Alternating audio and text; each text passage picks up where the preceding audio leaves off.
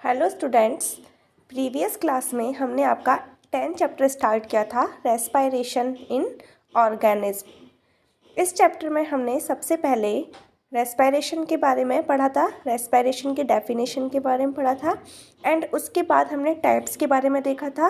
Respiration के 2 types होते हैं, एरोबिक रेस्पायरेशन एंड सेकंड होता है एनारोबिक रेस्पायरेशन। एरोबिक रेस्पायरेशन क्या होता है, इसके बारे में मैंने आपको बताया था कि रेस्पायरेशन की वह प्रोसेस जिसमें ग्लूकोज का जो ब्रेकडाउन होता है ऑक्सीजन की प्रेजेंस में होता है, वो रेस्पायरेशन एरोबिक रेस्पायरेशन कहलाता है।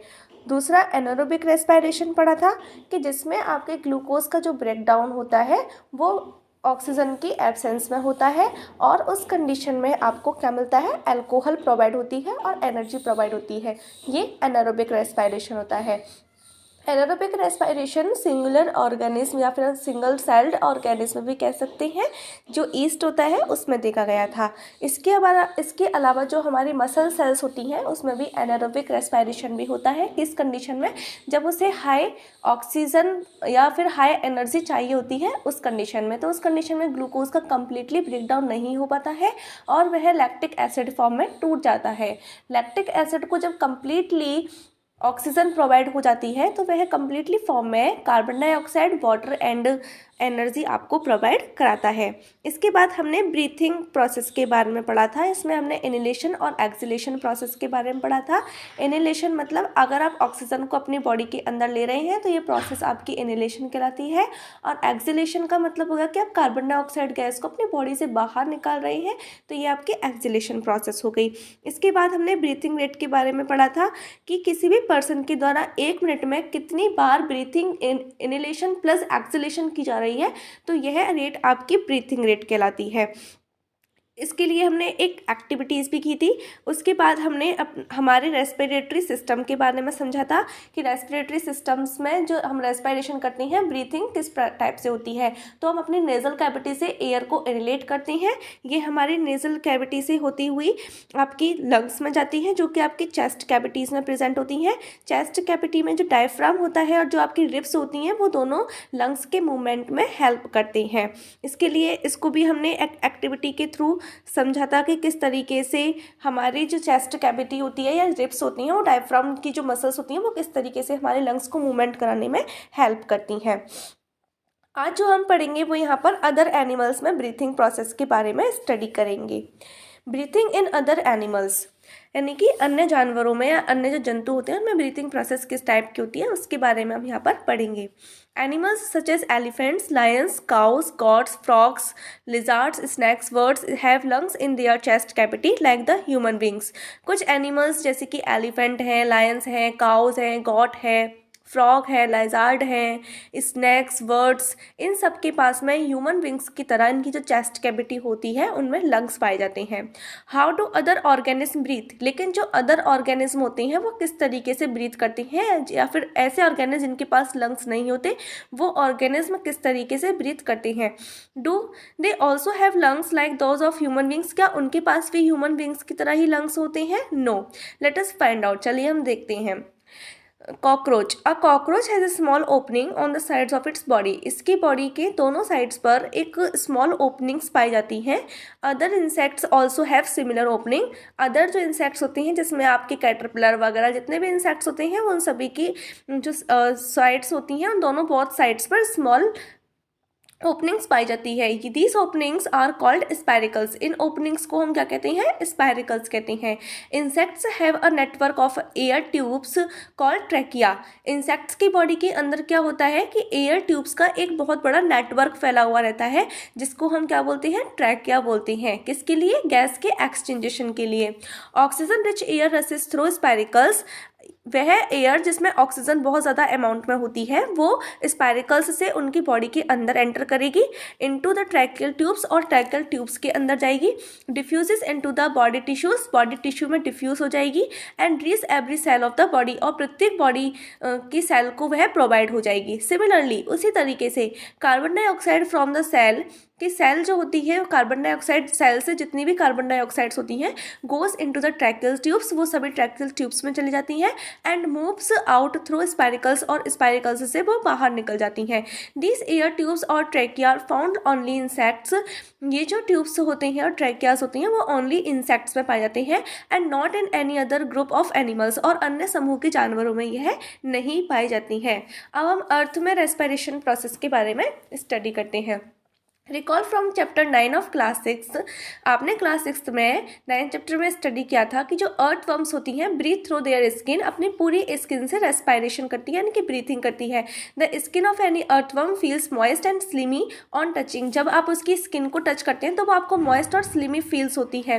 Gases can easily passes through them, gases जो होती हैं उसमें आसानी से क्या हो सकती है, पास हो सकती है। Touch frogs have a pair of lungs like human wings, तो फ्रॉग्स जो होते हैं उनके पास में ह्यूमन विंग्स की तरह क्या होते हैं, एक जोड़ी लंग्स होते हैं। They can also breathe through their skin, वो अपने स्किन से भी क्या कर सकती हैं, रेस्पिरेशन कर सकती हैं। Which is moist and slippery, जिसकी मदद से वो मॉइस्ट और स्लिपरी हमको दिखाई देते हैं।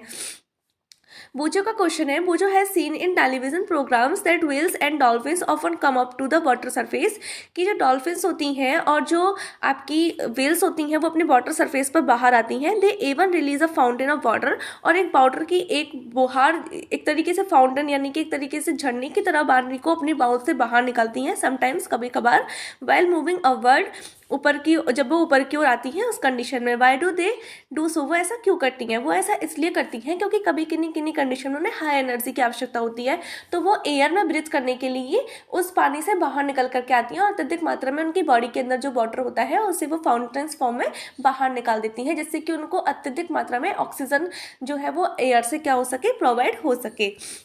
Breathing under waters, we can breathe and survive in water, क्या हम पानी के अंदर ब्रीथ और सर्वाइव कर सकते हैं? No.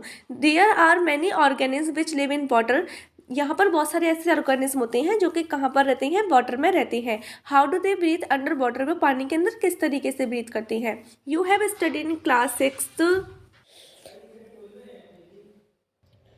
How do they breathe under water, वो पानी के अंदर किस तरीके से ब्रीथ करते हैं। You have studied in class 6, आपने क्लास 6 में ही अध्ययन किया होगा that gills in fish helps them to use oxygen dissolve in water, कि फिशेस में क्या चीज़ प्रेजेंट होती हैं, गिल्स प्रेजेंट होते हैं जो कि वाटर में डिसॉल्व ऑक्सीजन को उन्हें लेने में हेल्प करती हैं।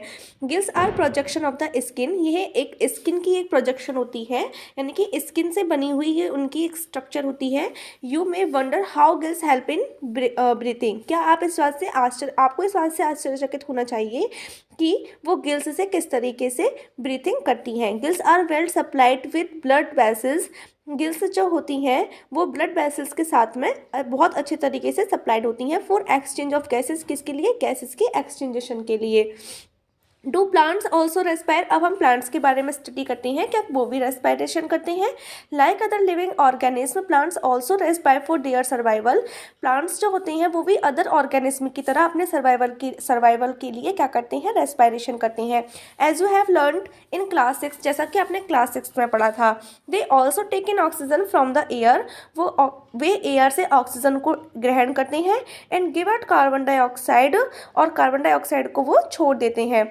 In the cell oxygen is use to break down glucose, cell जो होती है उसमें जो ऑक्सीजन होती है उसका यूज़ किस में किया जाता है, ग्लूकोज के ब्रेक डाउन में किया जाता है इनटू कार्बन डाइऑक्साइड, और उसे वो कार्बन डाइऑक्साइड वाटर में, जैसा कि अदर ऑर्गेनिज्म में होता है, कार्बन डाइऑक्साइड और वाटर में उसको ब्रेक डाउन कर देते हैं और एनर्जी प्रोवाइड कराई जाती है। In plants each part can independently take in oxygen, plant का जो हर एक पार्ट होता है वो इंडिपेंडेंटली ऑक्सीजन को ग्रहण करता है फ्रॉम द एयर, कहाँ से, एयर से, and give out carbon dioxide, और कार्बन डाइऑक्साइड को वो छोड़ देता है।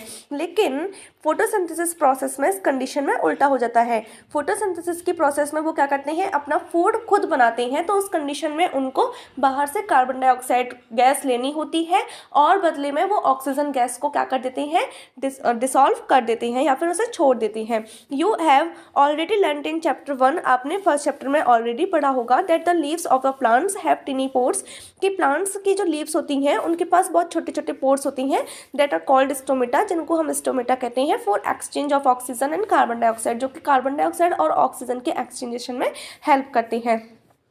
पहली want to know whether roots which are underground also take in oxygen। पहली ये जानना चाहती है कि जो रूट्स होती हैं वो जो कि अंडरग्राउंड होती हैं, यानी कि ज़मीन के अंदर होती हैं, क्या वो भी रेस्पिरेशन करती हैं, क्या वो भी ब्रीथिंग करती हैं। इफ सो हाउ, अगर ऐसा है तो वो कैसे करती हैं। Like all other living cells of the plants की अन्य सेल्स की तरह रूट सेल्स जो होती हैं also need oxygen to generate energy. उन्हें भी अपने अन्य कार्य को करने के लिए किसकी आवश्यकता होती है, एनर्जी की आवश्यकता होती है। और वो एनर्जी कहाँ से जनरेट करती हैं, ऑक्सीजन से जनरेट करती हैं। Roots take up air from the air spaces present between the soil particles. Roots जो होती हैं वो एयर कहाँ से लेती हैं, वो एयर स्पेसेस से लेती हैं। और ये एयर स्पेसेस कहाँ बने होते हैं, सॉइल पार्टिकल्स के बीच में प्रेजेंट होते हैं। जैसे कि इस डायग्राम में दिखाया गया है, और ये प्लांट की रूट्स हैं। एक सेकेंड। ये प्लांट्स की रूट्स हैं। प्लांट्स की रूट्स में बहुत छोटे छोटे हेयर लाइक स्ट्रक्चर्स निकली हुई रहती हैं, और ये सॉइल पार्टिकल्स है। और सॉइल पार्टिकल्स के बीच में ये क्या चीज़ बनी हुई है, एयर स्पेसेस बनी हुई है। तो ये जो एयर होती है वो सॉइल के बहुत छोटे छोटे पोर्स से निकल करके इस सॉइल में एंटर हो जाती है, जो कि प्लांट की जो रूट्स होती हैं, प्लांट रूट्स की जो बहुत छोटे छोटे जो हेयर्स होती हैं उनके द्वारा इनको ऑब्जर्व कर लिया जाता है। Can you gas What would happen if a plotted plant is overwatered? क्या आप अब ये सोच सकते हैं कि जब आप प्लॉटेड प्लांट यानी कि गमले में जब आप बहुत ज़्यादा पानी डाल देते हैं तो वो पानी कहाँ चला जाता है, तो सॉइल क्या करती है, उस वाटर को एब्जॉर्ब कर लेती है। और वाटर में जब ऑक्सीजन डिसॉल्व हो जाती है तो वो ऑक्सीजन वाटर के साथ डिसॉल्व होकर के किस में चली जाती है, सॉइल में चली जाती है। एंड रूट्स के द्वारा उस ऑक्सीजन को लिया जाता है और एनर्जी जनरेट की जाती है। एनर्जी जनरेट करेगी तो आपकी जो प्लांट की जो रूट होगी वो क्या करेगी, यहाँ पर वर्क करना स्टार्ट करेगी।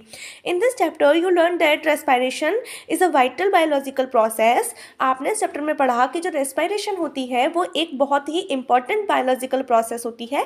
All living organism need to respire. जितने भी लिविंग ऑर्गेनिज्म होते हैं उन सभी को रेस्पिरेशन की आवश्यकता होती है टू गेट एनर्जी।